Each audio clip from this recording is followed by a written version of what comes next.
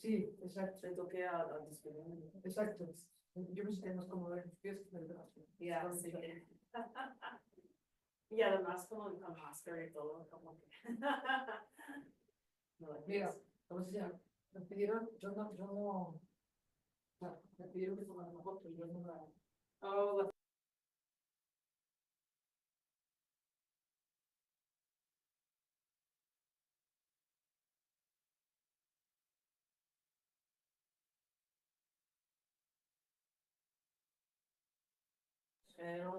Pero, sí, pues, Comenzamos en 3 minutos. Bienvenidos a los que nos encuentran en Zoom. En un momento iniciamos.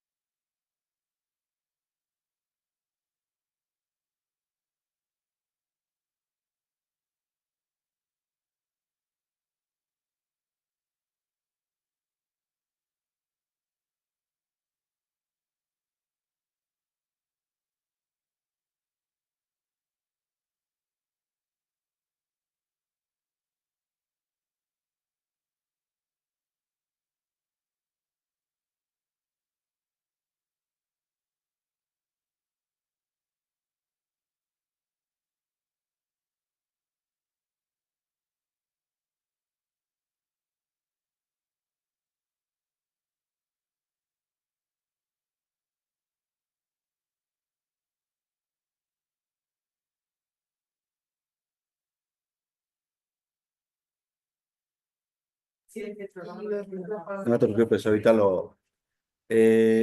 Buenas tardes, buenos días, perdón, a todos. En Zoom, ¿ya me escuchan?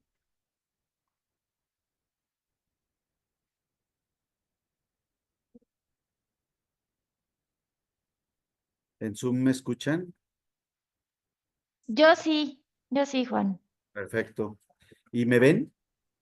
También. Y la pantalla también se ve, o sea, la presentación también se ve proyectada. Perfecto. Muy Sí, bien. todo bien. Pues vamos entonces a iniciar. Por favor, Coco, ¿me puedes decir si ahí se ve bien a Miguel Ángel? Va a estar sentado. Sí, perfecto. Perfecto. Muy bien. Entonces, vamos a iniciar.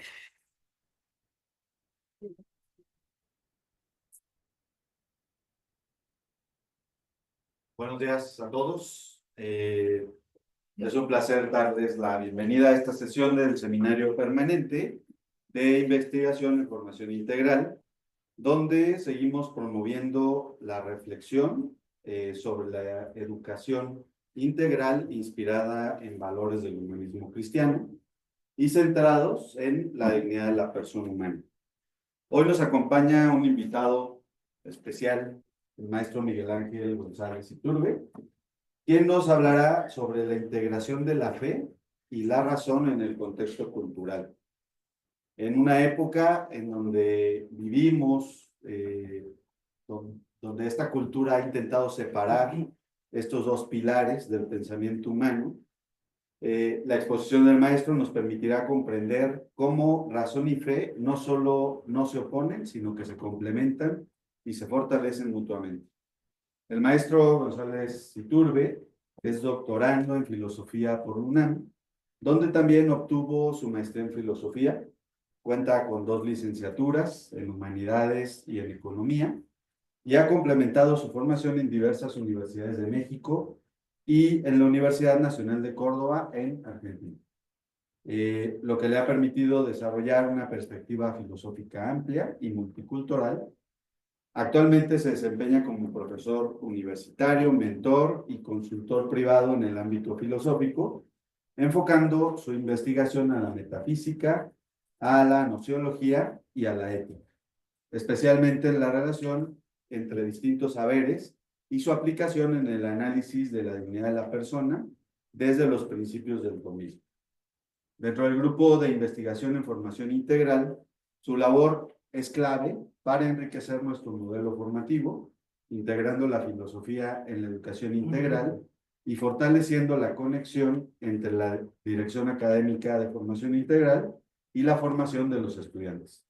Estoy seguro que la exposición que nos hará el maestro Miguel Ángel será de un gran valor para todos nosotros. Pues sin más preámbulo, dejo a Miguel Ángel con nosotros.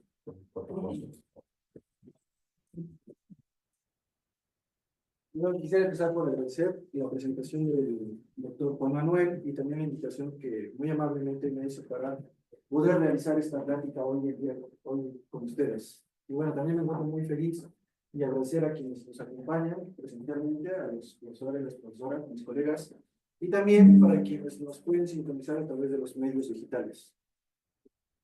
Bueno, antes de pasar al tema que expondré, me gustaría hacer un recuento de la sesión pasada, de algunas ideas que expusieron mis colegas la sesión pasada, porque como el seminario trata de ir uniendo ideas, de que vayan convergiendo y que vayamos colaborando con nuestras reflexiones. Entonces, bueno, sería bueno traerlas a colación nuevamente y a lo mejor en reflexiones posteriores, tratar de conectar esas ideas con lo que yo también expondré. Bien, si no recuerdo mal, en la sesión pasada, bueno, estuvieron 4 colegas exponiendo, el doctor Guillermo, no, el doctor Enrique, Ernesto, el doctor Guillermo también, Guillermo Calleja, el doctor Uriel Biel y la doctora Maite. Bien. Bueno, en esa ocasión ellos hablaron acerca de la ética y la identidad humana en la integración educativa.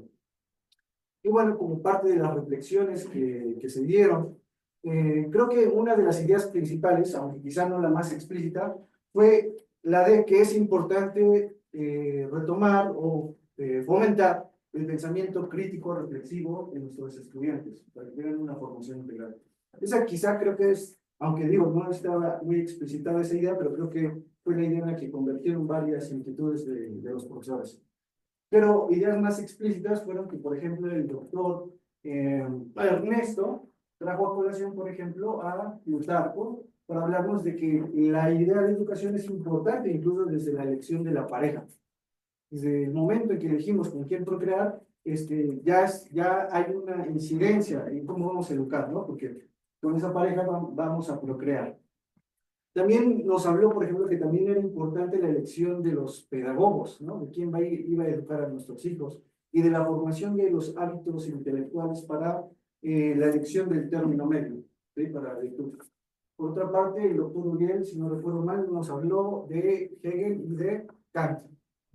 Con Kant nos trajo la idea de que, bueno, sería bueno fomentar la madurez en el pensamiento de nuestros alumnos, entendida como un tránsito del pensamiento inmaduro al maduro como el atreverse a pensar por uno mismo. Es decir, la madurez intelectual estaría en que yo ya no pienso lo que otros me dicen, sino que me atrevo a pensar por sí mismo, ¿no? Y también, por ejemplo, habló de Hegel, y sobre Hegel dijo que era importante rescatar la idea de que en la universidad se debía de enfrentar a los alumnos con los discursos clásicos, con los problemas clásicos. Y hablar también de que la universidad formaba una segunda naturaleza en el alumno. Hegel veía eso como importante, formar en el alumno una segunda naturaleza para después se pueda enfrentar a la vida pública, a la vida social. Creo que esa era la idea. Con Kant también se defendió la idea de la dignidad humana como el humano digno, porque es un ser que tiene un fin en sí mismo, que no puede ser usado como medio. Después el doctor Guillermo habló del filósofo Byung-Chul Han. Muy bien. Bien, y nos expuso una idea de este filósofo acerca de que vivimos en la sociedad del cansancio, ¿sí? De que hoy en día nuestra sociedad a lo mejor ya no se organiza tanto en la disciplina como antes, pero sigue siendo muy importante la productividad, el tiempo de trabajo, ¿sí? Y que precisamente por eso hemos llegado a una especie de cansancio. Sí, ahora ya no obedecemos a otros, pero ahora nosotros somos nuestros propios empresarios y nos exigimos a nosotros mismos una superproductividad porque deseamos ser exitosos.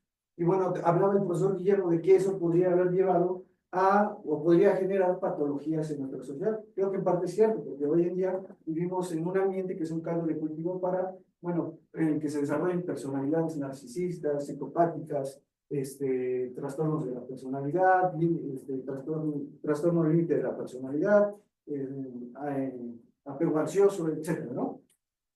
Y bueno, también ahí el doctor Guillermo rescataba que sería importante para recuperar la dignidad humana, por ejemplo, volver al papel que la filosofía pudiera jugar en la promoción y fomento del ocio, de la reflexión teórica. Finalmente, la doctora Maite habló de que, bueno, hay varios factores que están influyendo hoy en día en la percepción acerca de entre ellos el avance de la tecnología, el cambio de las normas sociales,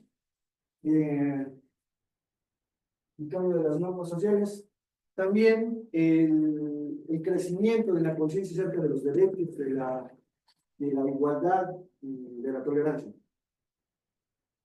Bien, a grandes rasgos creo que se ven las ideas. Bien. Bueno, ahora pasaré a mi tema, que será la integración de la razón y la fe en el contexto educativo.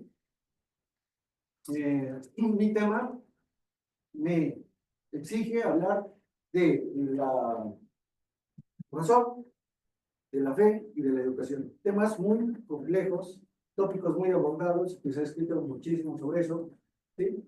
Por lo cual yo solamente tocaré algunos aspectos muy generales, porque así me lo exigen los mismos temas y porque también tengo mis limitaciones intelectuales. Mis mismas limitaciones intelectuales me piden que no aborde con gran exhaustividad la cuestión, sino que tome puntos muy generales. Y también porque mi interés en la aportación que puedo hacer al grupo de investigación va más en la línea de la filosofía. Entonces trataré de dar algunas reflexiones de tipo filosófica. Dividiré la presentación en un preámbulo, en donde hablaré de que la educación actual promueve un pensamiento crítico, que me parece que no es realmente crítico, y una educación neutral, que realmente no es neutral, según mi modo de ver. Luego hablaré de la razón, lo distinguiré entre la razón como una facultad y como un acto, una operación de esta facultad, y luego hablaré de la fe también. En la razón también hablaré, bueno, un poco de la ciencia, de la filosofía, luego hablaré de la fe, y la distinguiré entre acto y hábito, y luego finalmente pasaré a hablar un poco de la educación. Y bueno, para llegar a algunas conclusiones, espero me dé tiempo. ¿De acuerdo? Bien. Bueno, entonces empezamos con el preámbulo, que es la educación desde la postura antidogmática, no es realmente crítica ni neutra. El pensamiento crítico se funda en dogmas. Bien, aquí quisiera empezar hablando de que considero que actualmente en el contexto de nuestra cultura hoy en día hay un dominio de una cierta mentalidad. Esta mentalidad podríamos llamarla una mentalidad moderna, en el sentido de una mentalidad que tiende a enfocarse en el hombre, ¿sí? En el hombre, y a partir de ahí tomarlo como el eje principal, como la cuestión más relevante, ¿sí? De una cosmovisión. Esta mentalidad ha llevado, por diversos factores, no nada más diversos factores, entre los que están la influencia del humanismo, que desatiende al hombre de Dios, el materialismo, el positivismo, el empirismo y el idealismo, que han convergido en nuestra cultura y la han enriquecido en cierta manera, pero también conectándole sus problemas teóricos. Y bueno, a partir de eso se ha dado un proceso de secularización, entendido como un proceso en el cual los valores, las instituciones se vinculan de la religión y de las categorías metafísicas y teológicas. Por esto, esto ha influido en la cultura general, en la mentalidad de los administradores de los bienes públicos, como es la educación pública, y también en los propios docentes. De modo tal que hoy se considera que la educación que se imparta desde las instituciones oficiales debe ser una educación antidogmática y que no esté sujeta a adoctrinamientos. ¿De acuerdo? Y se piensa que esto debe de ser así porque se quiere fomentar el pensamiento crítico. Y se considera que el pensamiento crítico, en la medida en que tiene un carácter cuestionador, precisamente debe ser antidogmático, ¿sí? Y estar opuesto a cualquier tipo de doctrina. ¿De acuerdo? Podemos darle así.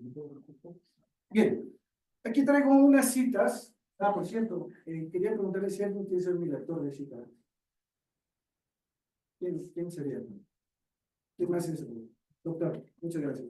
Bien, aquí traigo unas citas, ¿sí? Que son recopiladas por un filósofo y teólogo protestante que se llama Greg Banksy, ¿no? Y bueno, quisiera leer estas citas especialmente como una ilustración acerca de esta mentalidad de la que estoy hablando. Doctora, ¿nos haría favor? Sí. Nada puede ser más antifilosófico que estar seguro y ser dogmático ante cualquier tema.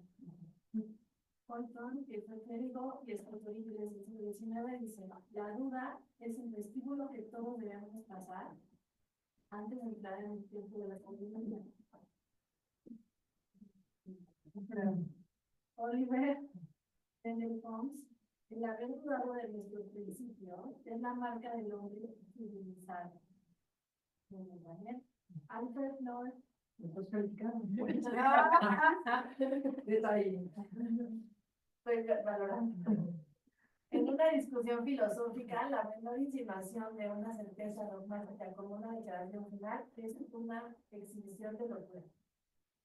Luego, Bertrand Russell: en todos los asuntos es algo sano de vez en cuando ponerle un signo de interrogación a las cosas que por mucho tiempo han dado por hecho.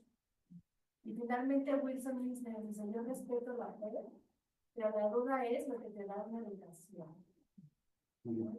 Muchísimas gracias, doctora. Bien, como verán, este tipo de citas ejemplifican ese tipo de mentalidad, ¿no? Es decir, que hay que poner en duda. La duda es lo importante.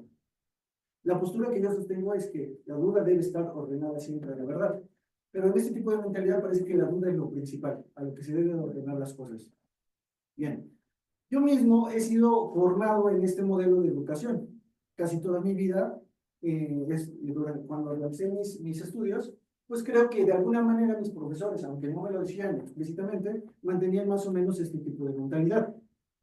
Y no fui crítico hasta que después mis intereses y mis razonamientos me llevaron a pensar, a realizar ciertos juicios de que creo que este no es un modelo cierto, adecuado. Bien, siguiente pregunta.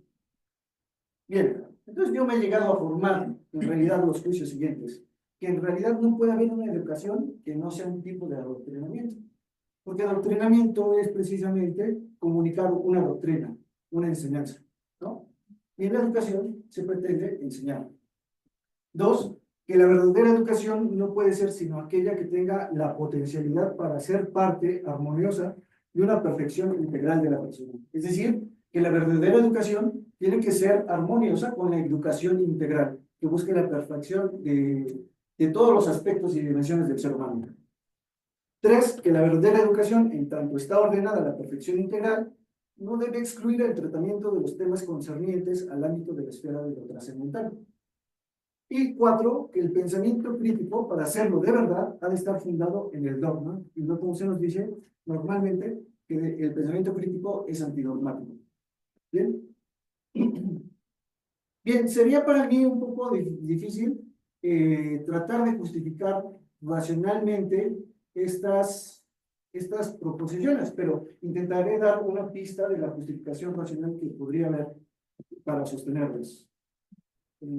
Siguiente, ¿no? Bueno, para ir dando esta pista, me gustaría, por ejemplo, también traer a colación una cita de Chesterton. Si nos hace favor, muchas Me gracias. siento orgulloso de mi religión, hasta donde puede estarlo un hombre de una religión. que hunde sus raíces en la humildad. Sobre todo estoy orgulloso de aspectos que con mayor frecuencia se califican de superstición. Me siento orgulloso de estar sujeto a dogmas anticuados y esclavizado por credos muertos, como repiten sin descanso mis amigos periodistas. Porque sé muy bien que los credos heréticos son los que mueren y solo los dogmas razonables viven lo suficiente para que se les llame a la verdad. Muy bien. Esta es una cita de la autobiografía de Chesterton. Y en la página siguiente, a donde está contenida esta cita, dice también lo siguiente. Dice lo siguiente. Bien. Y ya, pues es favor. Dice, no me intimida que un joven diga que no puede someter su inteligencia al dogma, porque dudo que haya usado su inteligencia ni siquiera para definir qué es un dogma. Muy bien. Bueno, traigo a Chesterton aquí a la mesa, porque me parece que Chesterton tiene esta capacidad de dar frases que resultan muy provocativas y sugestivas, y me parece que es capaz de hacer eso en la medida en que se expresa en una simplicidad la verdad y retorna por el sentido común al orden real de las cosas. ¿Sí? Sus frases no resultan geniales porque sean muy originales y sofisticadas, sino que resultan geniales, ¿no? Y provocativas, porque en cierta manera son un poco obvias. Pero cuando la cultura se ha desviado del sentido común, lo obvio parece provocativo. ¿Bien? Entonces, por aquí se ve más o menos que a lo mejor no es tan cierto eso de que el pensamiento crítico no tiene que tener dogmas, tiene que ser antidogmático. ¿Sí? ¿Cuál sería el tema? Bueno, antes de pasar a eso. Bueno, entonces, trataré de dar más o menos algunas sugerencias de por qué me parece que el pensamiento crítico no debe de estar libre de dogmas, ¿no? Bueno, entonces les decía, esta educación es laica, que pretende partir de algo que podemos llamar el principio de neutralidad. El principio de neutralidad como que en la enseñanza partamos de un punto desde el cual no hagamos referencia a una esfera trascendente de tipo metafísica, religiosa, y no nos comprometamos con, valga la redundancia, con compromisos de tipo metafísico, teológico, etcétera. Más o menos esta es la postura que se mantiene en la educación. Debemos de ser neutrales. Pero lo que yo pienso es que esta postura en realidad oculta, o en realidad una postura que se dice neutra, que es más bien como una consigna política, ¿sí? Para promover un tipo de adoctrinamiento que en realidad no es neutro. Porque esta postura en realidad de ser neutro es más bien una postura basada en el escepticismo. Hay un cierto escepticismo que está subyacente en esta postura de que no debemos adquirir compromisos de tipo metafísico o teológico. ¿De acuerdo? Bien, nosotros nos podríamos preguntar, ¿se puede ser realmente, pensar críticamente sin dogmas? Bueno, si pensamos que el pensamiento crítico es el pensamiento examinativo, que analiza, que examina a fondo, que distingue, que discierne y que juzga, entonces parece difícil desde mi punto de vista que ese pensamiento pueda ser antidogmático. Por el contrario, creo que necesita dogmas. Por ejemplo, ¿podrá acaso el pensamiento ser crítico sin un tipo de criterios, sin un tipo de principios que se tomen como verdades a partir de las cuales se razone y se juzgue que algo es cierto, no es cierto, que es bueno, que no es bueno? Yo creo que no. ¿Sí? Uno acaso podría decir, bueno, pero esos principios podrían ser no dogmas, sino principios evidentes para la razón, los primeros principios de la razón. Bien, que se diga esto, pero si acaso se dice, entonces ya se está aceptando una acepción de dogma, a saber, la de una proposición que se sienta como innegable. ¿De acuerdo? Los primeros principios son principios, el razonamiento parte de ellos, pero son dogmas en tanto que son verdades innegables. ¿De acuerdo? Bueno, pero podremos ver, ¿acaso este razonamiento no se acepte? Bueno, me gustaría dar a lo mejor otro tipo de razonamiento.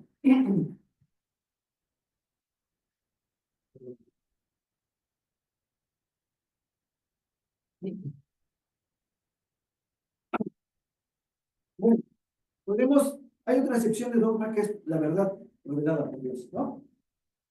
Si Dios ha revelado una verdad, nosotros nos podríamos preguntar, ¿y por qué prescindir de la verdad que Dios ha revelado? Que Dios la ha revelado, ¿no? Nos quedan dos opciones. O hacemos una crítica, usamos un pensamiento crítico que prescinda de las verdades reveladas por Dios en caso de que las haya revelado, o que las ignore. ¿Bien? Si tomas esas verdades reveladas, entonces será un pensamiento fundado en un dogma, en el sentido de una verdad revelada por Dios. En caso de que se diga, no, no vamos a tomar esos dogmas, ¿sí? Entonces también estamos en una postura que se funda en un cierto dogma, ¿sí? Pero en otra acepción, a saber, la de una proposición que se sienta como innegable, pero que es falsa, ¿sí? ¿Por qué? Porque el que opta por eso, opta por la opción de un paradigma bajo el cual es cierto que o Dios no ha revelado ninguna verdad, o que la revelación de Dios es incognoscible. ¿De acuerdo? Entonces eso ya es la asunción también de un dogma. Por otra parte, podemos decir, bueno, y se puede hacer un pensamiento crítico que esté al margen de cualquier filosofía, de cualquier ideología, de cualquier ciencia, de cualquier religión. Un pensamiento verdaderamente crítico podrá emanciparse de cualquier esfera de este tipo de pensamiento. Me parece que no. Entonces, si no es así, bien, el pensamiento crítico tendrá que ser dogmático en el sentido de dogma como fundamento de una ciencia, de una religión, de una ideología, etc. ¿De acuerdo? Bien, entonces me parece que esta promoción de la educación neutral, fuera de dogmas y de adoctrinamientos, en realidad no es neutral, es escéptica. Y el escéptico no llega al escepticismo por un razonamiento, no es una conclusión a la que se llegue por razonamiento, puesto que ningún razonamiento correctamente establecido y de premisas verdaderas llega a decir la realidad es incognoscible o no hay orden de la realidad. Bueno, en realidad el escéptico toma su postura escéptica movido por la voluntad. Es en cierta manera una posición voluntarista. El escéptico no quiere reconocer la verdad, porque en realidad sabe que si la reconoce, puede ser juzgado por esa verdad que reconoce. Y no quiere ser juzgado. Me parece que este es en realidad el fondo del escepticismo. Bien. Siguiente, doctor. Por favor, gracias. Bueno, ahora entremos a la cuestión de la razón. El término razón tiene varios sentidos. Unas veces se usa el término razón en el sentido de aquello que da cuenta de, ¿no? Y buscar las razones es buscar aquello que da cuenta de las cosas. En una segunda significación, el término razón se refiere a la facultad humana. A la facultad humana que también podemos llamar entendimiento o inteligencia. ¿Sí? Esta facultad humana que dimana de su propia naturaleza, de la propia alma del ser humano. Y en este sentido, en tanto que dimana de la naturaleza del alma del ser humano, también por eso se le dice al alma humana, cuando se trata de definir, por ejemplo, lo que es un hombre, se dice que es un animal racional, adjudicando precisamente el carácter de racional a la misma naturaleza del ser humano. Bien, entonces tenemos que la razón es aquello que da cuenta, también la razón es la facultad humana, y razón también se le llama a un tipo de operación que realiza esta facultad. El tercer acto de la razón, que puede ser llamado raciocinio o acto de la razón. Acto de razonar. Bien. Entonces decimos, la razón se le llama a la misma facultad del entendimiento, de la inteligencia. Pero más propiamente se le llama al entendimiento e inteligencia cuando intuye, capta, aprende las esencias, lo que son las cosas. Y se le llama razón cuando discurre de un conocimiento a otro a través de juicios que ha establecido, ¿sí? Para sacar consecuencias, conclusiones. ¿De acuerdo? Bien.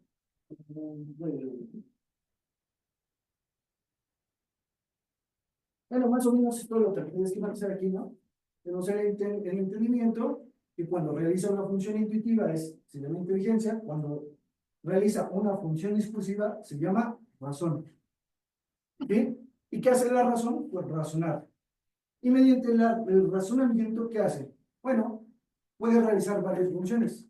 Unas veces se razona para descubrir un conocimiento. Otras veces se razona para estabilizar un conocimiento y otras para establecer un conocimiento. Ya sea que nos posicionemos en alguna de estas, estamos en el orden del descubrimiento o en el orden de la demostración. Por ejemplo, en el orden del descubrimiento podría razonar: Jesús es Dios, María es madre de Jesús, por lo tanto María es madre de Dios. Descubro una verdad que incluso prima facie podría haberme parecido como contrario a la razón, ¿no? Contrario a lo que podría pensar que una mujer humana podría ser madre de Dios, ¿no? Otras veces se realiza, por ejemplo, un razonamiento para estabilizar un conocimiento.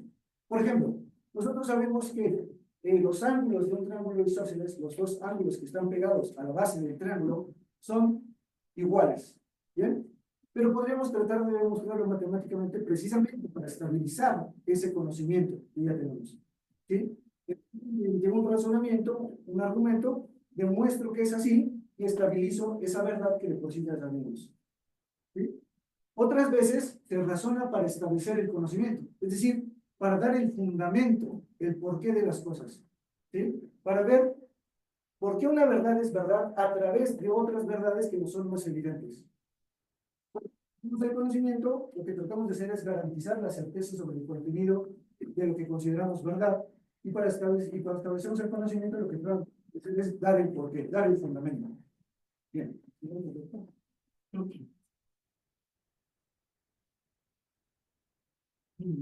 Bueno, voy a saltar esta parte porque no me vaya a ganar el tiempo. Bien.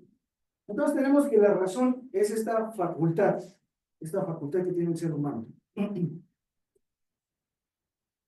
Pero esta facultad, la razón, hay un estado de la razón que es un estado primigenio, primitivo, al cual en filosofía se le llama sentido común. En el sentido del conjunto de principios primeros que la razón descubre como verdaderos por su autoevidencia. Estos principios primeros de la razón, con los cuales empieza el hombre a captar desde el primer despertar de su razón cuando se enfrenta a la realidad del mundo, son varios, pero bueno, mencionemos algunos. Está el principio de identidad, que nos dice lo que es y lo que no es, no es. Está el principio de razón suficiente, que nos dice todo lo que es tiene una razón de ser. Está el principio de causalidad, que nos dice todo lo que es, pero no tiene su razón de ser en sí mismo, lo tiene en otro, y este otro es su causa. El otro, el principio de contradicción, que nos dice nada puede ser y no ser al mismo tiempo y desde el mismo aspecto, ¿no? Y el principio de inductividad, que nos dice, bueno, siempre que se den las causas en las mismas condiciones que generarán los mismos efectos, o el principio de substancialidad, que nos dice cada cosa es una cosa determinada, con una naturaleza. O el principio de razón práctica, que nos dice, obra el bien y evita el mal. ¿De acuerdo? Bien, entonces, este sentido común, esta razón primigenia, es el logos humano, podemos llamarlo el logos humano, ¿sí? El logos humano, y este logos humano tiene unas ciertas exigencias, ¿sí? Y esas exigencias se ponen en operación, se ponen en acción al entrar el ser humano en contacto con la realidad. Así como el ojo entra en operación cuando encuentra la luz, y el oído entra en operación cuando encuentra el sonido, ¿sí? De la misma manera, la razón empieza a operar cuando se enfrenta a la realidad. Y por el principio de razón suficiente, el ser humano se enfrenta a la realidad y se da cuenta que existe algo, existen cosas. Pero se da cuenta que estas cosas o bien son limitadas y aparte vienen en el tiempo, ¿sí? Entonces se da cuenta, bueno, si esto es limitado, si este ser es limitado, si el árbol es limitado, si Dios es limitado, si yo devengo en el tiempo, ¿sí? Etcétera, entonces no tengo, esas cosas no tienen su razón de ser en sí mismas, la tienen en otra cosa. Y de ahí que se pregunte por las causas de las cosas. Diga, bueno, si esto no tiene su razón de ser en sí mismo, ¿dónde está la razón de ser de esto? Y entonces ahí es cuando empieza la investigación, ¿no? El ejercicio, la empresa de nacimiento de la ciencia del pensamiento científico y de la filosofía. Este sentido común se desarrolla cuando se aplica a las afecciones de las cosas, a las relaciones de las cosas, a los fenómenos, y entonces construimos la ciencia como un conocimiento demostrativo de por qué los fenómenos son como son, por qué se dan así. Este sentido común que se prolonga la ciencia, cuando es más prolongado, llega a desarrollar un pensamiento de tipo filosófico. Y ya no se queda solamente en los fenómenos de las cosas, sino que busca los fundamentos últimos de las cosas, las causas últimas. Busca la naturaleza de las cosas y busca la explicación de por qué son así. ¿Sí? Y este pensamiento, que es la filosofía, no solamente se queda en la cuestión de los hechos, sino que es capaz de dar cuenta de, o puede darnos juicios de valor en la medida en que nos remite a los fundamentos últimos, al absoluto. Aquello que es incondicionado, que no depende de nada más, pero que todo lo demás depende de eso.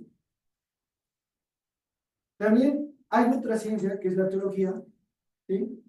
Que es científica, pero se diferencia de las demás en que lo que usa para construirse no todo viene de la razón natural, sino que toma como principios, así como las ciencias tienen axiomas que son evidentes o ciertos postulados, la teología toma como principios los artículos de fe, que considera verdaderos.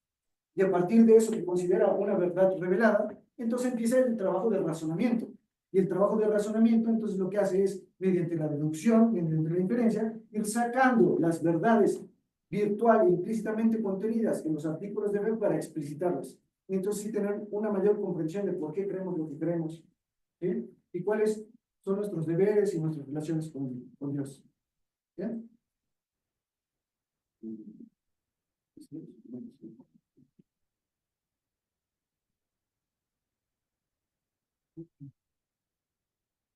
Bueno, ahora hablaré de la fe. Bien. Entonces, la fe puede ser considerado un acto o un hábito. Bien. Primero hablaré de la fe como un acto. Y diremos cuáles son sus características. Bien. La fe como acto. ¿Qué es la fe? Bueno, la fe es un término que es multimodal, tiene muchos significados también. ¿Sí? Hay que hacer muchas distinciones, es muy difícil, ¿eh? ¿Sí? Pero bueno, más o menos, te deben de dar una idea porque, bueno, no todo esto yo lo entiendo, ¿no? Algunas cositas. Entonces, bueno, podemos definir la fe como acto, como el asentimiento que da el entendimiento a una verdad revelada por Dios, imperado por la voluntad, movida por la gracia de Dios que revela. ¿Sí? Más o menos, ¿qué es la definición de Santo Tomás? Más o menos, no son menos de nuevo es el asentimiento que da la inteligencia o el entendimiento a una verdad revelada por Dios, imperada por la voluntad, movida por la gracia de Dios que revela. ¿Bien? Entonces, bueno, aquí vemos ciertas condiciones que debe haber en el acto de fe. Primero, debe haber un sujeto que es el sujeto que tiene fe.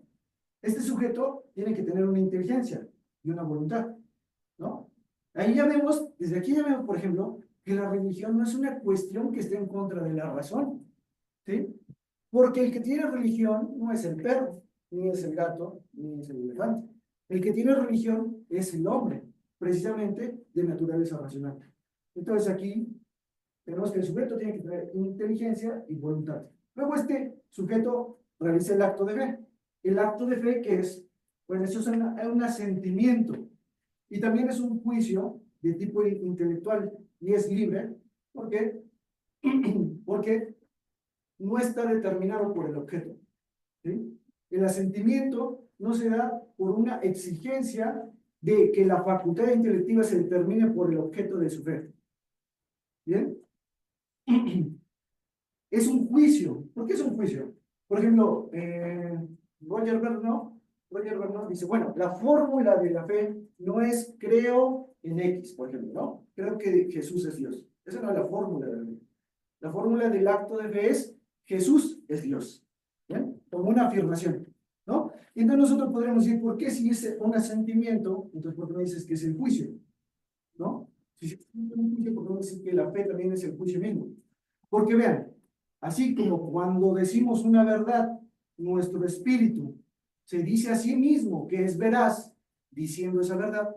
De la misma manera, cuando asiento algo que considero verdad, también lo afirmo como una verdad. No puedo no afirmarlo como una verdad. De tal manera que el acto de la fe también es un juicio. Bien, este acto de la fe es un acto simple, no es discursivo, es simple, pero es doble. Se da sobre el objeto y se da sobre el testigo, que es una autoridad. Sobre el objeto, tenemos que hay ciertas condiciones que podríamos llamar condiciones de credibilidad. Tiene que cumplir el objeto ciertas condiciones. Por ejemplo, tiene que ser real. No puede ser algo subjetivo, porque entonces ya no habría un acto de fe, ¿no? En realidad, si nosotros decimos que tenemos fe en algo que no es real, entonces en realidad solamente estamos en un acto de creer sobre una posición misma del sujeto. Ese acto no es sobre un objeto, sino sobre una posición misma del sujeto. Luego este objeto es oscuro, inevidente, ¿sí? Porque si fuera evidente, es decir, se presentara con claridad a una facultad cognitiva, trayendo consigo el sentimiento forzoso, entonces, ¿qué necesidad tenemos de creerlo? No debemos ser. Si fuera evidente, lo conocemos, pero no lo tenemos que creer, por fe. Este objeto, entonces, es oscuro. No se puede demostrar, no es demostrable. Es incomprensible, no contradictorio. Claro, nadie puede creer en algo que considere contradictorio, ¿no? No tiene que ser imposible ni absurdo. ¿De acuerdo? Si cumple estas condiciones, entonces el objeto está en condiciones de credibilidad. Se puede creer, ¿no? Entonces, bueno, pero ¿por qué lo creeríamos? ¿Por qué creeríamos en algo que no podemos ver que es verdadero, que es oscuro, no demostrable, etcétera, ¿no? Estoy hablando aquí de, en realidad, de la fe divina. ¿Sí? Porque también hay una fe humana. Si hablamos de la fe humana, tenemos que quitar esto de no demostrable. ¿Sí? Es decir, nosotros tenemos una fe, a veces confiamos en lo que otros dicen, ¿sí? En nuestros profesores, en lo que nos dice la ciencia, las autoridades, etcétera, ¿sí? Confiamos, pero ahí la fe no es en el sentido pleno y propio de la palabra, ¿sí? Bueno, entonces, por ejemplo, Joseph Pieper se pregunta, bueno, ¿y por qué creeríamos en algo que es así, no? O sea, eso parecería ir en contra de la dignidad humana, ¿no? Terminar confiando en algo que no conocemos, que no es demostrable.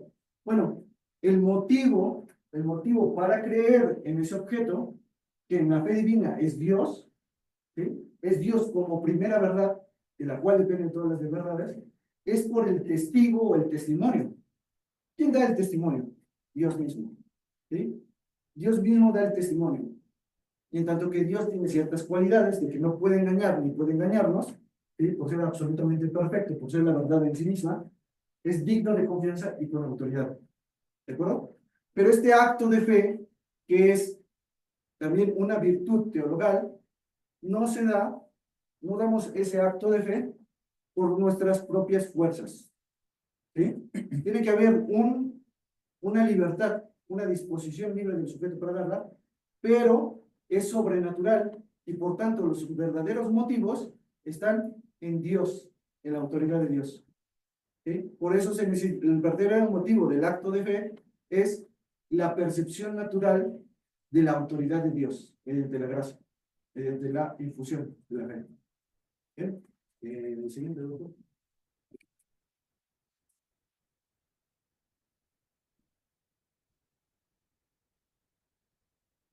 Entonces, bueno, ¿cuál es el objeto al que se dirige la fe? Bueno, se dirige a la revelación divina, ¿no? ¿Y qué aspecto de esta revelación atiende? Bueno, atiende la verdad primera sobrenatural, Dios. ¿Sí?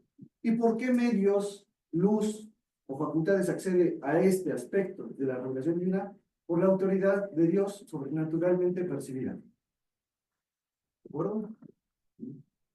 Bien, ahora pasemos a hablar de la fe como hábito. Ya hablamos de la fe como acto, ¿bien? Pero la fe también puede ser un hábito, es decir, una posición constante del alma a realizar este tipo de acto. Y bueno, para hablar aquí de la fe como hábito, traje a colación a C.S. Lewis esta cita. Doctor, ¿usted nos haría por favor de leerla? La fe es el arte de aferrarse a las cosas que vuestra razón ha aceptado una vez, a pesar de vuestros cambios de ánimo, ya que el ánimo cambiará, os diga lo que os diga vuestra razón. Esta rebelión de vuestros estados de ánimo contra vuestro auténtico yo ocurrirá de todas maneras. Precisamente por eso, la fe es una virtud tan necesaria. A menos que les enseñéis a vuestros estados de ánimo a ponerse en su lugar, nunca podréis ser cristianos cabales, ni siquiera ateos cabales, sino criaturas que oscilan de un lado a otro y cuyas creencias realmente dependen del tiempo o del estado de vuestra digestión. Muchas gracias, doctor. Bien, entonces, esto podría servirnos para entender la fe como virtud. Si es Lewis, en su libro El mero cristianismo, aborda en 2 capítulos la cuestión de la fe. Y entonces dice, bueno, antes de convertirme en cristiano, yo no sabía por qué los cristianos tenían a la fe como una virtud, puesto que yo no le veo ningún mérito moral a creer o no creer ciertas cosas, ¿no? Dice, pero ¿por qué tiene, por qué es una virtud? Y dice, bueno, yo pensaba que una vez que la razón daba el asentimiento a una cosa como verdadera, pues automáticamente siempre le iba a considerar verdad, a menos que razones en contra se le presentaran. Dice, pero me di cuenta que no es así. Me di cuenta que no siempre es así. A veces podemos con la razón dar el asentimiento porque vemos razones, motivos razonables para creer en algo, pero cuando las circunstancias se nos presentan adversas, ¿sí? Y afectan nuestra emocionalidad, y por la imaginación empezamos a imaginar circunstancias en las cuales nuestra fe ya no es real, ¿sí? Entonces dice, entonces no es cierto que siempre la razón asiente a lo que yo había sentido. Entonces hay que ser constantes, ¿sí? Y pone un ejemplo, ¿no? Por ejemplo, dice, por ejemplo, un chico puede que sepa que una chica es normalmente mentirosa, ¿no? Que normalmente dice mentiras. Dice, y lo sabe su razón y sabe que no, ya no es digna de credibilidad. Dice, pero ¿qué pasa si la chica es muy guapa y se acerca con él y se empieza a sentir nervioso y eso, ¿no? Dice, empieza a conversar, dice, bueno, sus emociones lo van a traicionar y va a terminar hablando, ¿no? Lo que sabía que no debía decir. Por ejemplo, pone otro ejemplo de, bueno, uno puede estar nadando, ¿no? Uno puede saber por la razón que no necesariamente cuando estemos en una alberca nos vamos a ahogar, que somos perfectamente capaces de flotar, ¿sí? Y lo podemos saber hasta por leyes físicas. Y bueno, pero una vez que ya estamos ahí, ¿sí? La emoción se apodera de nosotros y empezamos a dejar de creer, ¿sí? Si nos desesperamos, que realmente podemos flotar. Entonces, la fe también puede ser una virtud en el sentido de una disposición constante a dar el asentimiento, mantenerlo. Gracias. Aquí.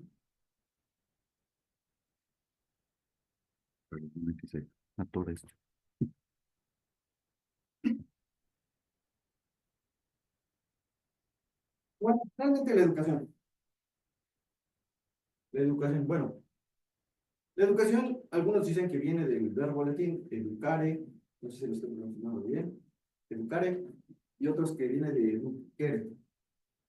¿No? Entonces, educare, conducir, guiar, y educere, extraer, ¿no? Bueno, se puede usar las dos raíces etimológicas que se piensa que tienen, ¿sí? En el sentido de que la educación es una actividad del ser humano que trata de conducir a otro ser humano, ¿no? Que trata de conducirlo y también extraer de él el conocimiento, ¿no? Santo Tomás dice más bien que la educación, y no está opuesto a lo que estoy diciendo, que la educación es la formación y promoción de la prole al estado perfecto del hombre en cuanto a hombre. Y esto es el estado de virtud. Entonces, la educación es conducir una actividad que se ejerce sobre un ser humano para irlo guiando. Debe haber una cierta autoridad también en la educación, puesto que sin autoridad, por ejemplo, el profesor, ¿quién educa? Bueno, los padres, los profesores, la iglesia, ¿sí? Sin esta autoridad, muchas veces el que educa, el que enseña, no puede apartar los obstáculos del aprendizaje. ¿Bien? Entonces, bueno, eso más o menos es la educación. Cuando Santo Tomás nos dice que llevar al hombre a un estatus de virtud, nos habla de un hombre a que se realice, ¿no? No solamente en el ámbito intelectual, en el ámbito de la adquisición de conocimientos, sino también en el ámbito de la conducción moral, de las buenas acciones. Bien, ¿sí? Bueno, aquí les traigo ahora dos frases de Jacques Maritain, que también se ocupó de la educación. Ahora, ¿quién nos ayuda? Gracias, por favor. Nada es más importante para cada uno de nosotros y nada es más difícil que llegar a ser un hombre. De esta manera, la tarea principal de la educación consiste ante todo en guiar el desarrollo dinámico por el cual cada uno se forma a sí mismo para ser un hombre. En primer lugar, educación se refiere a cualquier proceso por medio del cual el hombre es formado y conducido a su plenitud. Educación en sentido amplio. También se refiere al trabajo de formación que los adultos ejercen sobre la juventud. Y por último, en el sentido más estricto, a la tarea especial de las escuelas y las universidades. Exactamente. Bueno, entonces la educación implica un trabajo de toda la vida, ¿no? En el cual participan varios agentes. Y veamos, por ejemplo, cuáles son las causas de la educación. Gracias. Bueno, la educación, desde el análisis filosófico, podemos decir, bueno, tiene varias causas que convergen en la educación. Tiene una causa eficiente última, que es Dios. ¿Sí? Una causa formal, que es el conocimiento, lo que se va a informar al estudiante, al alumno. ¿Sí? Las virtudes, los hábitos intelectuales, el hábito científico. Tiene una causa instrumental, que es el profesor. Veamos que aquí entonces el peso de la educación en realidad no está como tal en mayor grado en el profesor ni en los padres, porque el profesor y los padres solamente son causa instrumental. La educación depende en cierta manera más de la causa eficiente que es el propio estudiante. Es decir, el propio estudiante que saque desde sí el conocimiento. Pero para sacarlo de sí, también tiene que haber un acto que actualice su potencia de conocer, que es precisamente el profesor. Y es que el conocimiento en realidad no se puede transmitir ni transferir.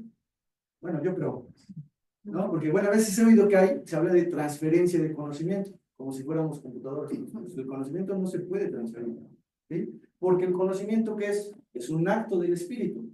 Yo no puedo hacer que tu espíritu se ponga en acto, ¿sí? Y vislumbre algo. Lo único que puedo hacer es excitar, digamos, los sentidos, el razonamiento, para que en ti mismo, por tu propia potencia, hagas surgir el conocimiento, se despierte en ti. Y es que el hombre ya tiene, y uno podría decir, ¿y por qué el estudiante puede hacer eso? Bueno, porque el hombre ya tiene, todo hombre tiene el sentido común, tiene la potencialidad para conocer, en tanto que tiene los primeros principios de la razón. Y esos principios de la razón, y tiene la luz de la razón, ¿no? Que en Santo Tomás sería la luz del entendimiento agente, y en Rosmini sería la idea del ser madre de todos los conceptos, ¿sí? Y mediante eso, nosotros podemos ir, mediante la exposición de ciertos temas, ir haciendo el conocimiento. ¿Y cuál es la causa final de la educación? Bueno, es la perfección, es la virtud. Y la causa ejemplar, bueno, yo creo que es Dios primeramente, pero a través de Dios participado el maestro, que debe de poner ejemplo, ¿sí? Muchas veces el ejemplo es más importante que las palabras. Entonces, debe de poner el ejemplo de una buena conducción, un comportamiento ético, profesional, etc. ¿Sí? Pero finalmente, Dios es la causa eficiente última. ¿Por qué? Porque es Dios el que dio el logos al hombre, el que depositó la luz de la razón en el ser humano. Bien, fíjense, me gustaría mencionar algo que se me pasó en la cuestión de la fe, ¿sí? Que es la filosofía moderna tiende a rechazar los actos de fe. Y fíjense que un filósofo que se llama Manuel García Morente, español, que hizo una conferencia que se llama Análisis ontológico del acto de fe, me parece. ¿Bien? Entonces se pregunta, ¿por qué el pensamiento moderno, porque la filosofía moderna rechaza la fe religiosa, la fe divina. Dice, si no rechaza la fe humana, es decir, no rechaza que podamos creer en otros seres humanos, en sus autoridades, entonces, ¿por qué rechaza la fe divina? ¿Sí? Y en su análisis dice, bueno, ¿qué se necesita para que haya fe? Se necesitan tres condiciones.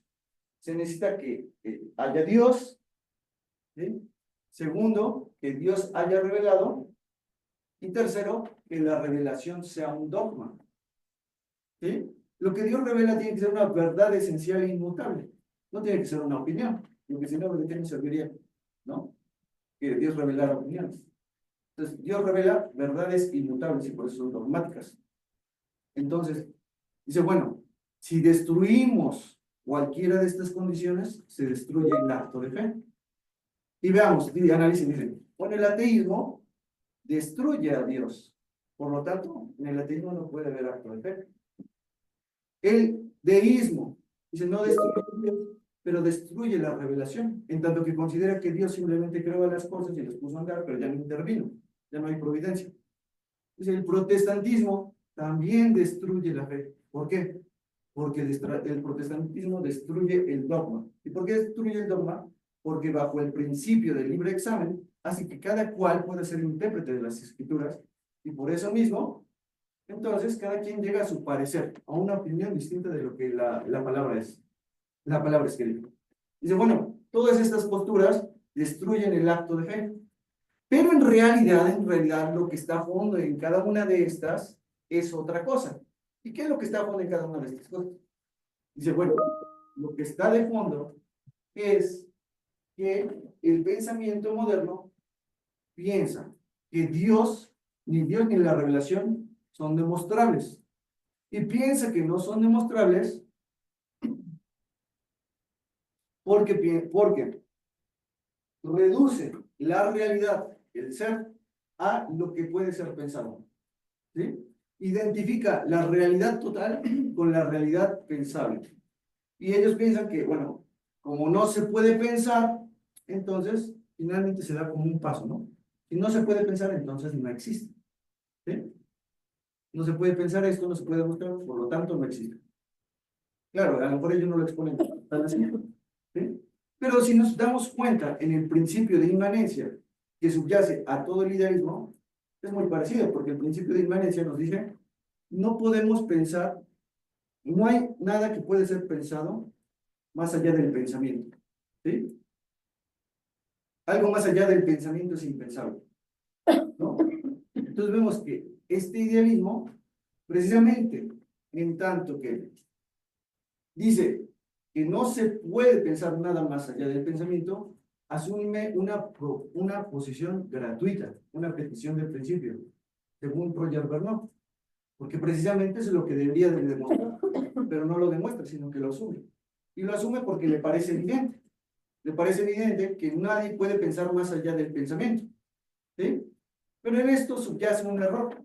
El error es de pensar que el pensamiento es el objeto del pensamiento, cuando en realidad el pensamiento solamente es el medio.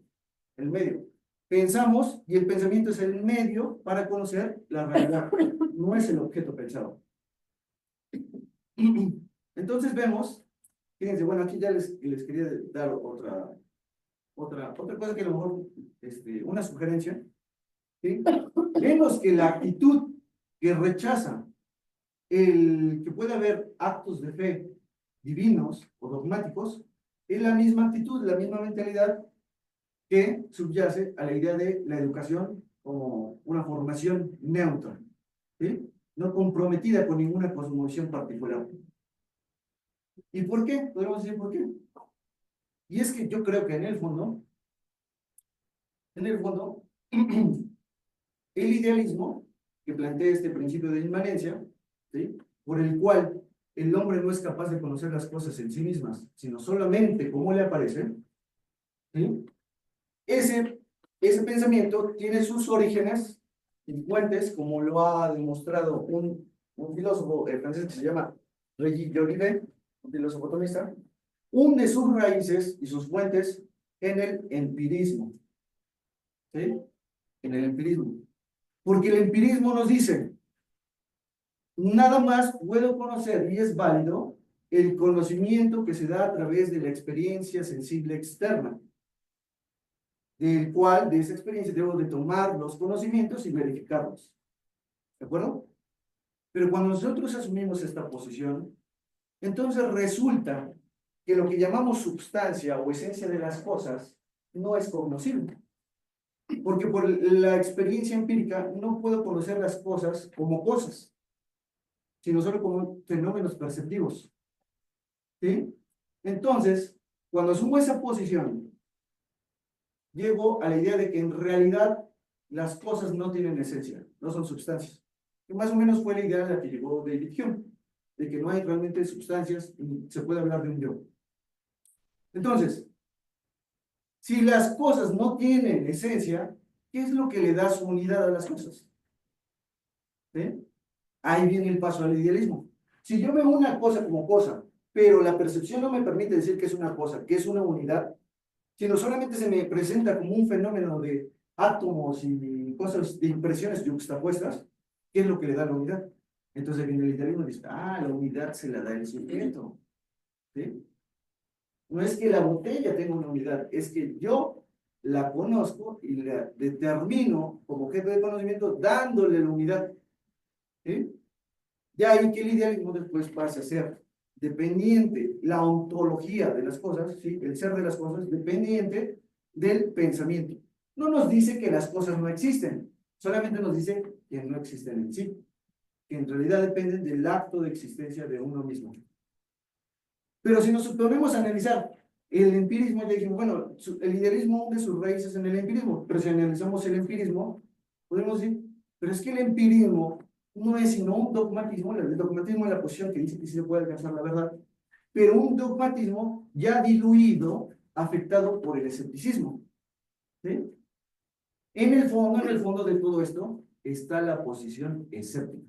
Bueno, yo lo pienso, ¿no? De que quizá me estoy equivocando, pero bueno, para eso también hay que discutir. En el fondo de todo esto está la posición escéptica, que alimenta el empirismo, afecta en un grado y termina afectando al idealismo, en tanto que tiene sus fuentes en el empirismo. Y el positivismo, pues no es sino una versión del empirismo, ¿sí? Y luego usa también en el positivismo lógico, usa los instrumentales de la lógica simbólica y eso, pero sigue siendo un empirismo. Bien, siguiente. Entonces tenemos que en la educación trata de el hombre, educar al hombre.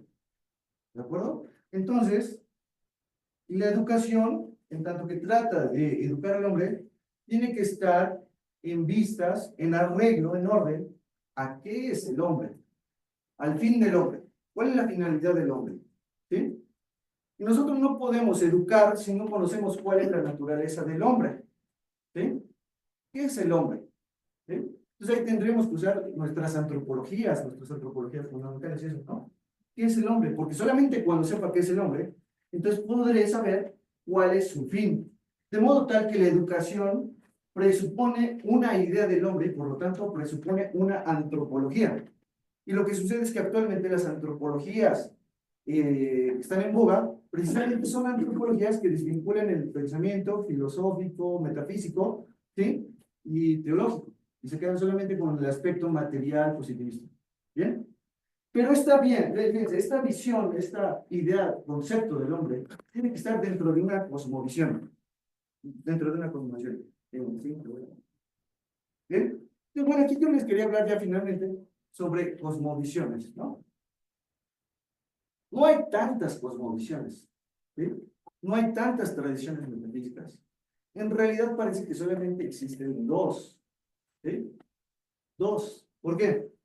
Porque hay unas cosmovisiones que toman que de lo absoluto emana los seres relativos, ¿sí?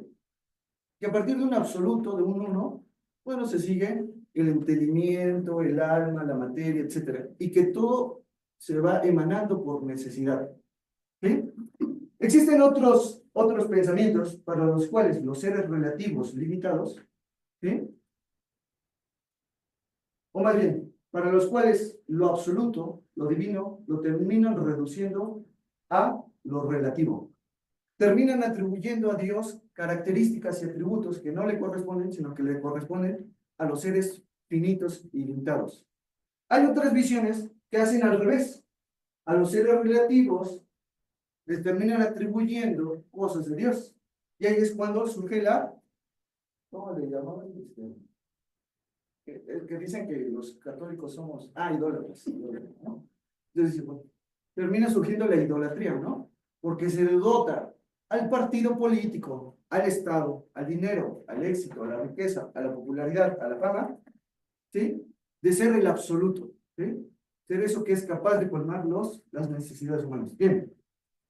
Pero verán, todas estas visiones, de alguna manera, terminan confluyendo en esto, ¿sí? Que el fundamento del conjunto de la experiencia está dentro de la misma experiencia, ¿sí? El fundamento del conjunto de la experiencia está dentro de la misma experiencia. Y por lo tanto terminan igualando a Dios y a las criaturas, ¿sí? Cayendo en una especie de panteísmo, etc. ¿Por qué? Porque vean, se nos dice, bueno, lo absoluto emana los seres relativos, pero lo emana por necesidad, ¿sí? Pero si lo emana por necesidad, entonces eso ya no es un acto libre. Y si ya no es un acto libre, entonces resulta que lo absoluto, el uno, ya no es absolutamente perfecto, ¿sí? Por lo tanto, tiene una imperfección, no tiene la perfección de la libertad, ¿sí? De manera tal que las cosmovisiones, en una cosmovisión general, termina igualando los seres relativos con el absoluto y termina diciendo que el absoluto está en un devenir constante. Es una posición. Y luego está, por otro lado, una visión totalmente diferente, que es la visión católica, que es la visión tomista del realismo clásico, ¿sí?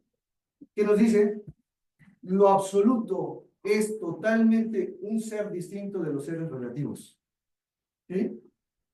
Y pone en existencia a los seres relativos que hasta antes de que lo decidiera libremente, no existían. Por lo tanto, aquí hay una distinción plena entre lo absoluto y los seres relativos, entre los seres finitos y el ser infinito, entre las criaturas y el creador. Por lo tanto, aquí el fundamento está fuera del conjunto de la experiencia, ¿sí?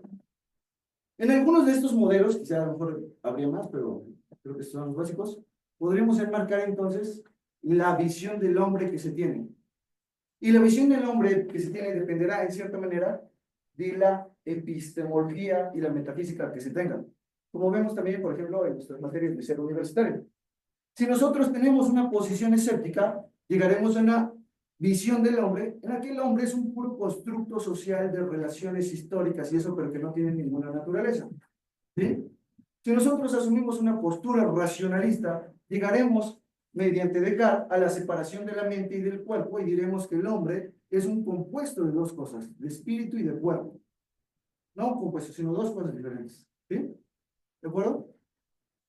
Si aceptamos el realismo filosófico que dice que el hombre sí puede conocer la realidad tal cual ella es, no solamente en un ámbito empírico, sensitivo, sino a nivel intelectivo, entonces llegaremos a la idea de que el hombre, a través de la inteligencia, del logos, de la razón, es capaz de descubrir las esencias de las cosas. Y así se da cuenta que el hombre no nada más es materia, sino que para explicar lo que el hombre es, lo que el hombre puede operar, hacer, ¿sí? Para explicar su voluntad, el amor, etcétera, ¿sí? Debemos de aceptar que el hombre tiene un alma y que esa alma le da una naturaleza determinada. Por tanto, vemos que en realidad todo está en confluencia, las visiones antropológicas y las cosmovisiones, las tradiciones metafísicas. Lo que deberíamos, pienso, de hacer como profesores es formando al alumno para que tenga una cosmovisión, una antropología que sea coherente, ¿sí? A veces podría tener una antropología, pero una determinada cosmovisión, etc. Algo que sea coherente. Bien, muchas gracias.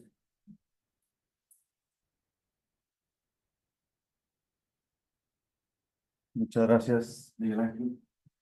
Pues abrimos espacio para preguntas, comentarios, si hay alguna aportación. Igual en Zoom, si alguien está.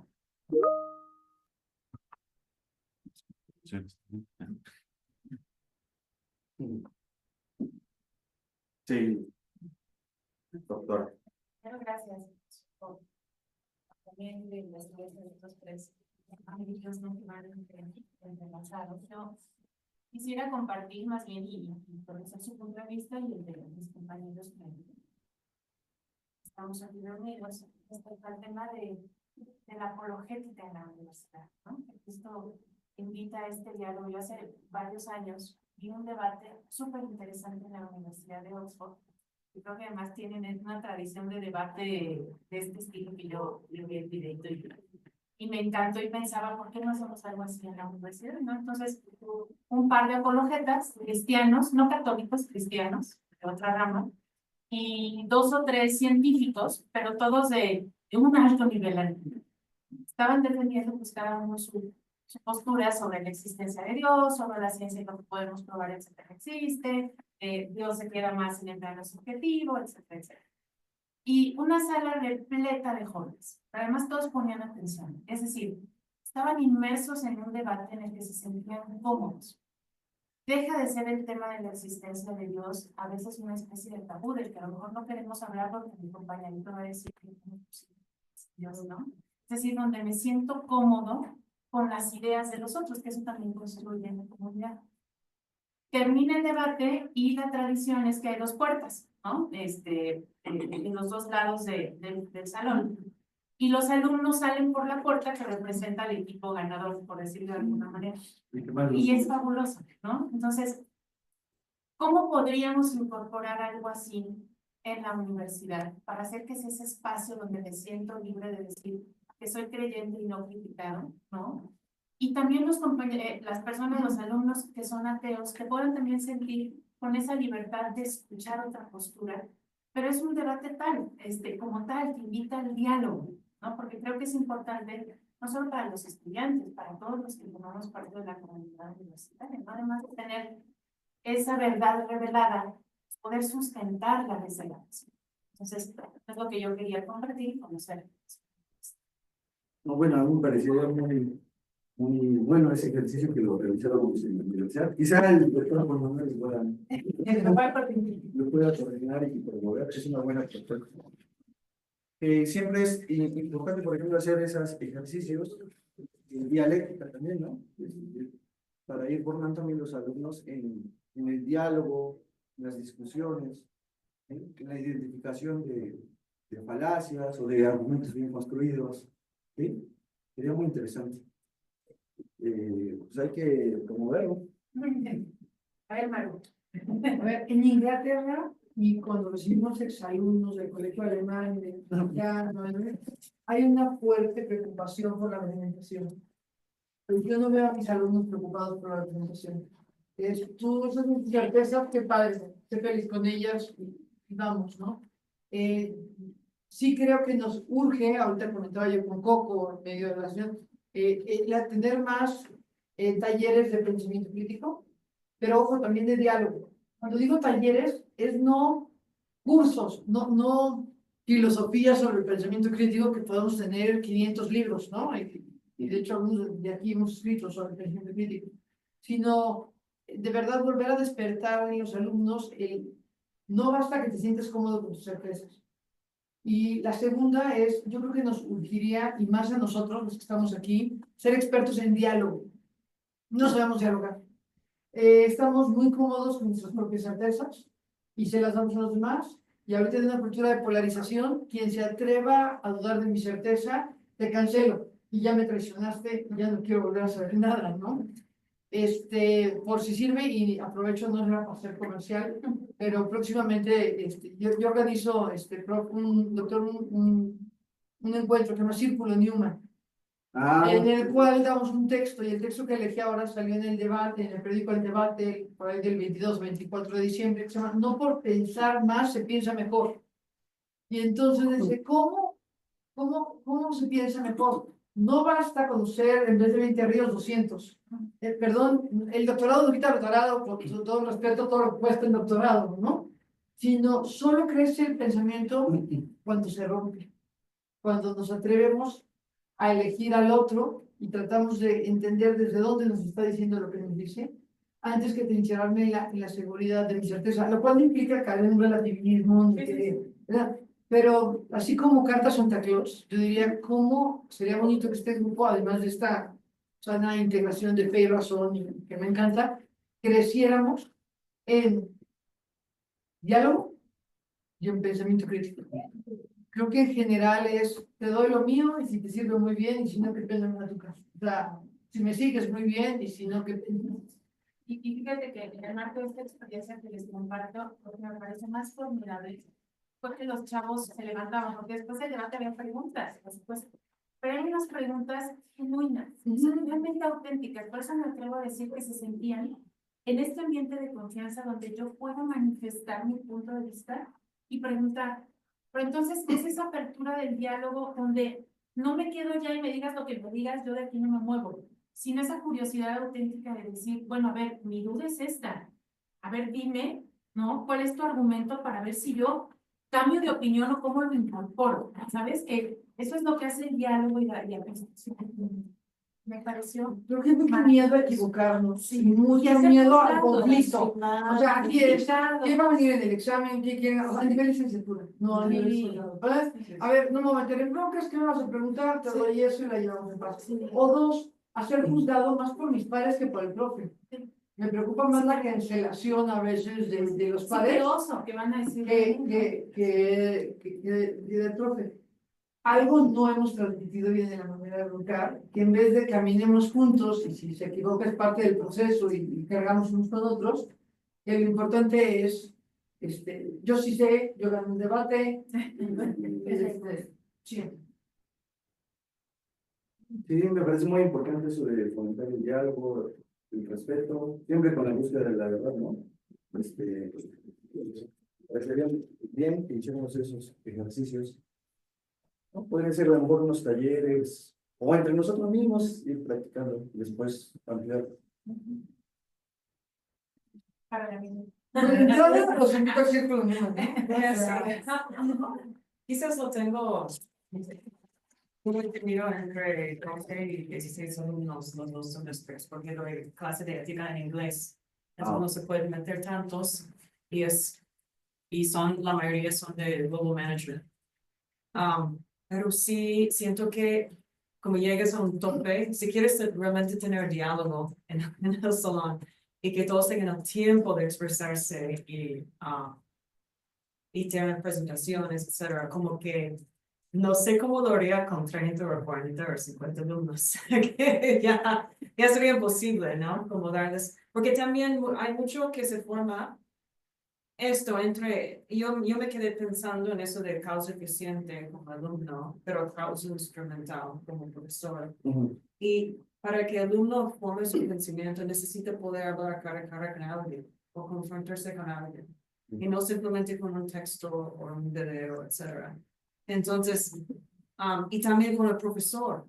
¿Cuántos alumnos tienen el lujo de poder expresarse y el profesor mismo personalmente tenga el tiempo y espacio para contestarles y hacerles pensar, ¿no? Y luego los demás están observando cómo va todo, están aprendiendo del mismo diálogo entre el profesor y alumno. Entonces, y es algo que siempre me ha ayudado a mí.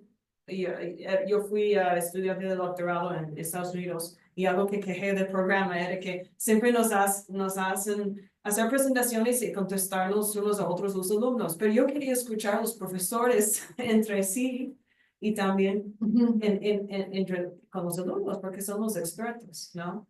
Pero sí, me quedé pensando en esto y también de que, pues sí, hay un límite también como profesor. A veces quiero que todos entiendan y todos escuchan y todos se despierten, pero es que el alumno llega como es, ¿no? Y es aceptar también que algunos van a pensar más que otros están en otro rollo y no les interesa la materia, pero siempre habrá los que llegan con curiosidad y también hacer por supuesto todo lo que yo puedo como profesor, despertar esta curiosidad, pero también aceptar, pues, también hay un límite, ¿no? Y cada uno llegue como es y va a salir esto, como es, si es causa eficiente, pues depende del uno de aprender. Sí, sí, depende mucho del alumno.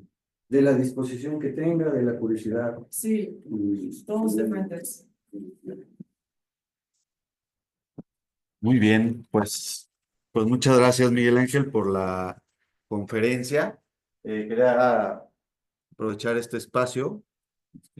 Déjenme que me para comentarles que seguimos en esta dinámica de los seminarios, del seminario permanente con una serie de sesiones. Esta ha sido nuestra tercera sesión. Si recuerdan, empezamos con la presentación del padre César, donde nos presentó la contextualización de este modelo de formación integral Anáhuac y del cual pues derivaron los siguientes temas que tenemos programados.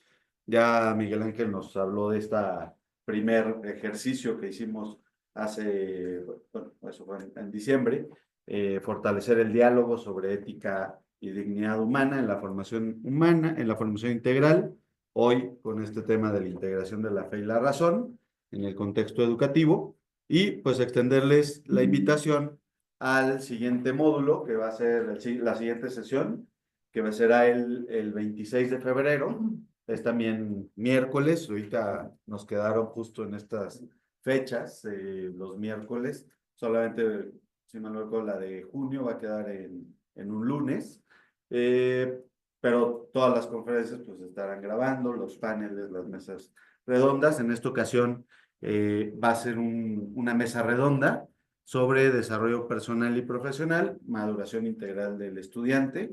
Estarán la maestra Lisette Latisnier, el maestro Sergio Sánchez Iturbide y la doctora Elizabeth Jasso, que serán las personas que estarán en esta mesa.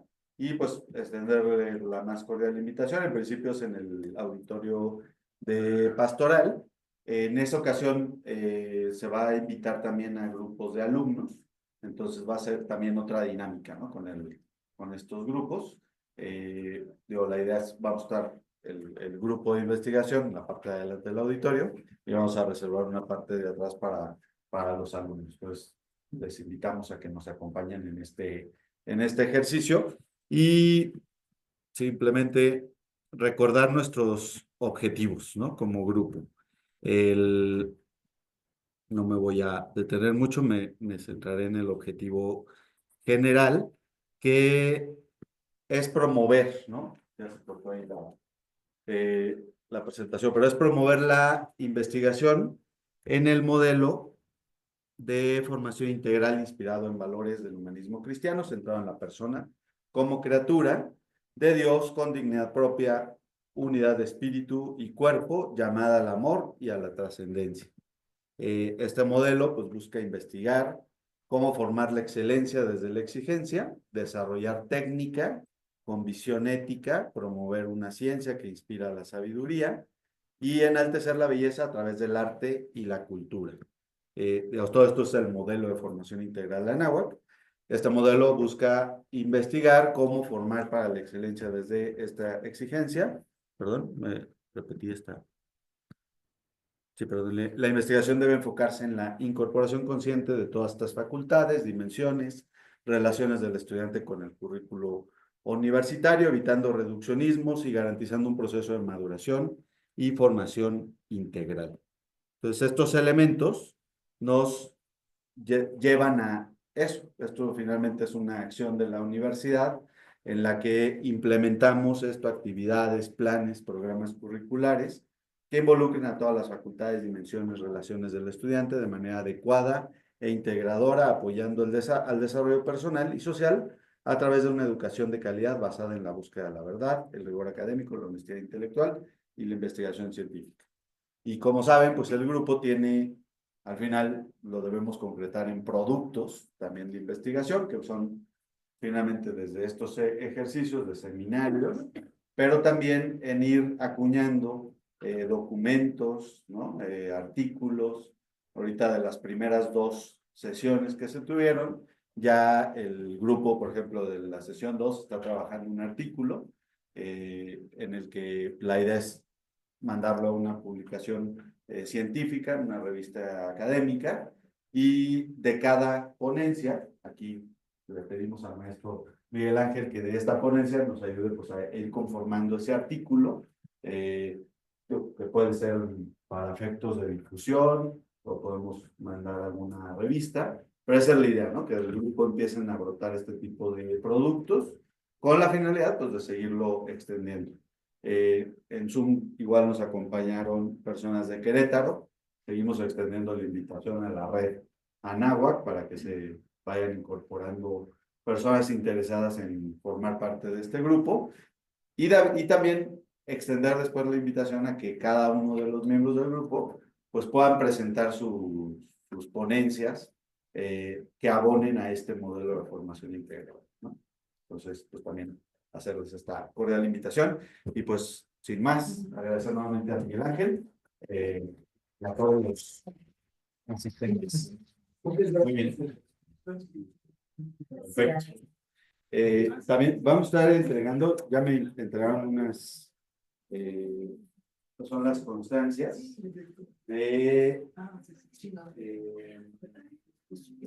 formar parte del grupo de investigación. No tengo todas, entonces les voy a entregar ahorita los que ya me dieron las constancias para, digo, de pertenencia al grupo, ¿no? Y después te entenderé también la de ponencia. Sí, adelante. Sí, gracias. Sí, buenísimo. Perfecto.